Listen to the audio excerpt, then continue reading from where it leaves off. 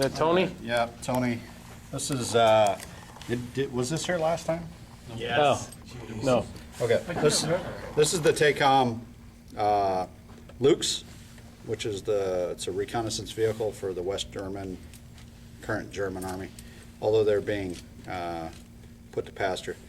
It's a great kit. It's extremely detailed. All the suspension works. One of the quirks about the kit is they have you go through all of this work, right, to make it work. And then they cover Right, it. and then they tell you the last step of this is to put on the tie rods. Well, if you put on tie rods, They don't move. part number 95 and 98, you essentially lock your you're straight, so you basically can't do anything. So I'm going to leave those off. You can't see them. It's cool. It comes with real springs, which is kind of neat. Scratch build your own tie rods and use pins so that they pivot. No, no, not going to happen. Mark will do it for you. I had to scratch build this. Basically it's a mud flap or a water flap over the mantlet. The one that comes in the kit is made out of some kind of like slippery rubber, and it's totally malformed and totally useless. So I spent more time on that probably than anything else trying to get it right, and it's still a little bit off, but I'm gonna go ahead and leave it. What? The other thing is, all the vision block covers are photo etch, all the covers. So I had to fold, and then super glue them in place, and it was driving me absolutely nuts. And then some of them I glued on, and I realized, dude, you forgot the vision block. So I had to cut the vision block and then slip it underneath the metal photo etch. But other than that, I mean, it's a beautiful kit. I'm impressed. Very nice. It's almost over detailed. Yeah, it is, over-engineered. Some of the quirks is the light guards. There are no locating pins, no holes, so you basically just you have to fiddle it to get it to work. Whose kit is it? Tacoma. Yeah, beautiful kit. I mean, the plastic is really nice to work with. The fit is just incredible. Everything it goes together really well, but there's lots of photo etch. So it's the only drawback for me. The polar opposite here, the Rebel. Yes, yeah. I'm really good at losing. Hyde, meet Jekyll. So this is the Revell kit of the SPZ, what's it called? Puma. So this is the infantry vehicle, and it's also a reconnaissance vehicle, so this is replacing this, but its main purpose is an infantry combat vehicle. German? German, Oh. yeah.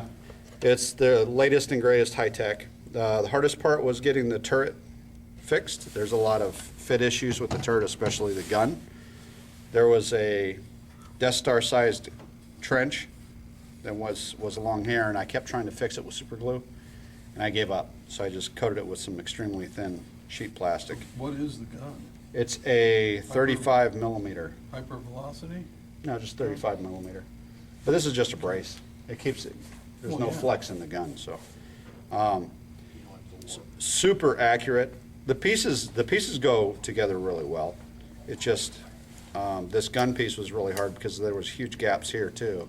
So that took tons of super glue, let it dry, sand it, come back, glue it some more. So that took the majority of the time. The hull goes together really easy. It's actually, there's some more skirts that hang down here. I ended up using brass rod for all the little guards that go over here and there, because I am notorious for breaking them off once I start weathering. So I always make them out of brass. I stripped off they had fake strap, molded in straps. I took them off and then replaced them with some photo etch and some tape. And then I replaced the tow cable with some parachute cord. But these will both be in the same camouflage. They'll both be in a NATO three color scheme. But it's just futuristic looking. It's a decent kit. Just needs a little bit of TLC to get it to look right. Who made that? That's Revell. Revell. Yeah. It seems like you build an awful lot of machinery for a little tiny gun. Well, yeah, it's German. over-engineered. Well, actually, they might be putting the Yeah. gun on Bradley. So there's the equivalent American version will be on the Bradley and the Strikers. So, Yeah, because Be a when common turret. they did the tours through Poland and stuff with strikers, the army was like, we need better weapons if we're going to fight against Russia and stuff, because Russia, you know. So 2CR Cry. yeah.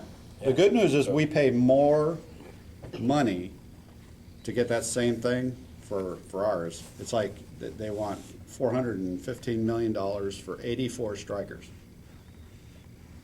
I'm trying to figure that. You're paying my math out. paycheck, dude. Yeah, we need to make sure. Right, Dave? But that's The thing it. is, Dave needs more models. the 30 Mike Mike The- for the- the Striker is in motion right now. Yeah. They've got test vehicles. And Is they've just it a new destroyed them. gun, or is it going to be like I somebody don't know. else's, My you know? opinion is a Striker with a 30 Mike Mike kind of turret is called a lab. It's reed, Yeah, basically. Yeah, that's what it's- And that's the but it's a whole new design. yeah, the Brand new design. Marine Corps one has that same turret. So Yeah. it's common. That's a good thing. They're doing that a lot with things like we were looking at the M109A7, the lower hull and everything's Yeah. Bradley Bradley wheels, hull. Bradley tracks. Common. Looks cool. Yeah, that one So- picture in Well, that's it. Hopefully I'll have it ready for the April show.